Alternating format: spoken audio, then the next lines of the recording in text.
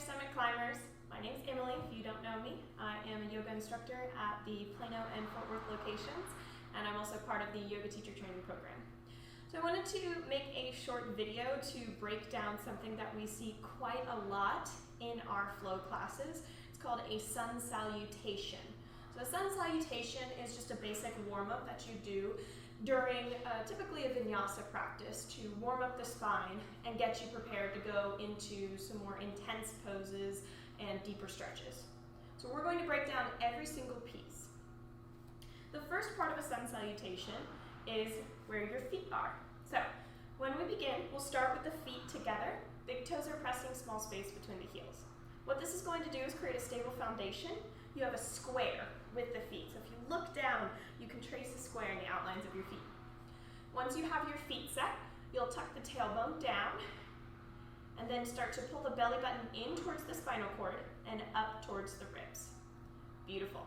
So once you have this nice tight shape in your torso, you're going to reach the arms overhead. And as you do this, notice if you've started to arch in the back, you'll see that arch up here. If that happens, pull that belly button right back in. Reach really high through the fingertips, but roll the shoulders down. So a lot of us have the tendency to lift our shoulders up really, really high, roll them back and down. You'll create a nice open chest. So this is the first position in our sun salutation. You'll take a big breath in here. And as you exhale, you can bring hands through heart center or out to the sides into a forward fold. All right, once you have your fingertips down on the mat, we're going to move into what's called a halfway lift. In a halfway lift, you want to create a flat back, so you can bring your palms up towards your shins, lift your chest.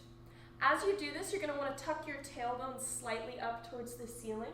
Keep those shoulders rolled back and down the spine. Take one more big breath in here. As you exhale, we'll plant the palms, step back into a high plank, and pause. All right, so in this high plank position, you want to create straight lines with the body. Okay, so we're trying to create bone stacking. First part of bone stacking is your shoulders over the elbow is over the wrist. So you got a straight line in both arms, press into the pads of your fingertips, and then your shoulders will slightly round towards the ground. Beautiful. Once you have this shape in your shoulders, belly button pulls in and up, and then make sure that your heels are stacked over your toes. A lot of us have the tendency to kind of lean back. Keep that nice strong shape. All right, we're going to take this plank position and move it from a high to a low plank. This movement is a chaturanga dandasana. So as you breathe in, you'll shift forward slightly over the fingertips. As you exhale, you want to bend the elbows 90 degrees and keep your elbows by the ribs. A lot of us revert to a push-up position where we let the chest dip. In a chaturanga, you don't want your chest to go past your elbows. So you'll pause right about here. If this is too much, you can always lower the knees. All right, from this low plank, flip the tops of your feet, lift your chest. So the shoelace sides of my feet is pressing into the ground. You want to push so hard into your feet that your knees hover above the ground. Roll your shoulders up, back, and down, and press into your fingertips to lift the chest. Gaze stays forward. Don't crank your neck out by looking too high. Gaze is looking forward. On your next exhale, we're going to tuck the toes, lift your hips into downward facing dog. In this downward facing dog, you want to press so hard into your palms that your chest comes closer to the thighs, and you'll feel an opening in your shoulders, kind of near the armpit area. Beautiful. As you breathe in, look forward between the hands, and as you exhale, you're going to step back to forward fold. So feet come just behind the palms. Bring the big toes to touch again. Inhale, reach the arms overhead.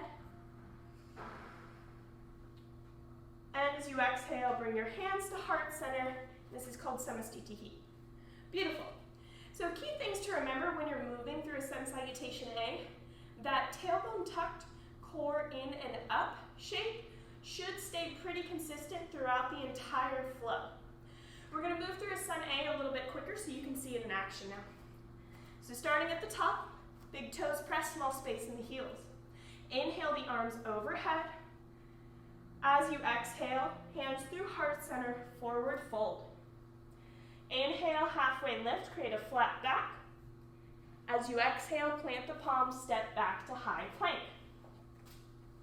Inhale, shift forward slightly. Exhale, bend the elbows, low plank. Inhale, upward facing dog, shoulders roll back. Exhale, downward facing dog. Inhale, look forward.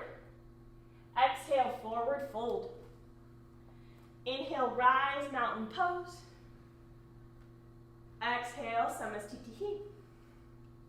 Now when you're in a Vinyasa class, your teacher may do some different variation of the breath during your sun salutation. That's totally okay. The whole goal of a Vinyasa class is to link your breath to your movement. So if you find that their breath cues are a little bit too quick or a little bit too slow, most teachers are okay if you try to match movements to your own tempo. So just keep that in mind as you're going through your practice. We're going to do this one more time, a little bit quicker now so you can see it. Start big toes together. Inhale, arms lift. Exhale, forward fold. Inhale, half lift. Exhale, Chaturanga Dandasana. Go straight into it. Inhale, upward facing dog. Exhale, downward facing dog. Inhale, look forward. Exhale, forward fold. Inhale, rise, mountain pose. Exhale, Samastitihi. Beautiful. So now that we've established the basics of our sun salutation A, we're going to go through a modified variation, which is a little less intense, and then we'll go through an intensified variation. So for a modified sun salutation A, you do the first part the same. Inhale, arms overhead. Exhale, hands through heart center, forward fold. Inhale to half lift. Exhale, plant the palms, step back. This is where it starts to change. For the modified variation, you can drop the knees down. You can lift the feet up if you'd like, shift forward over the fingers, and bend the elbows. All right, from here, release the feet onto the ground. Inhale to upward facing dog. And as you exhale, we'll tuck the toes, lift the hips to downward facing dog. Inhale, look forward. Exhale, forward fold. Inhale, reach up. And exhale, hands to heart center. This variation is really good if you're trying to build arm strength so that you can work your way up to a Chaturanga. Our last modified variation, starting from the top, inhale the arms overhead. Exhale, forward fold. Inhale to half lift. Exhale, plant the palms, step back. For this variation, you'll hold your high plank, and when everyone else moves, you'll go to downward facing dog. Inhale, look forward. Exhale, forward fold. Inhale, arms lift. Exhale, hands to heart center. So this variation is really good if you're trying to build your core strength or you're currently healing from some kind of shoulder or wrist injury. That's a good one you can keep in your toolbox. Finally, we're going to add on some intensified versions, just a little bit harder than normal. So big toes press. Inhale the arms overhead. Exhale, release the palms down, forward fold. Inhale to halfway lift. And as you exhale, you'll jump back into a high plank. Now the important thing in the jump back is you want to land with your elbows bent so that you don't put too much shock pressure on your shoulders. So when I'm practicing my jump back, I lift slightly, lift the heels, bend the knees, and then shoot back directly into low plank. Inhale to upward facing dog. Exhale to downward facing dog. The next modification you can do here to make it a little harder is you'll jump to forward fold. So as you inhale, look forward, lift the heels, bend the knees slightly.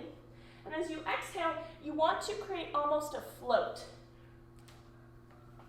and land without making a sound. Over time, you may be able to work this up into a handstand shape. Inhale, arms overhead, and exhale, hands to heart center. There's lots of things that you can do with a sun salutation A. So even if in the beginning of your practice, you can start to make it completely your own. Depending on where your body's at that day or what you're trying to achieve with your flow, play around with it. Even if your teacher doesn't always cue a certain type of sun salutation, now that you have the tools, you have the power. Thank you guys for watching. I'll see you back in the gym soon.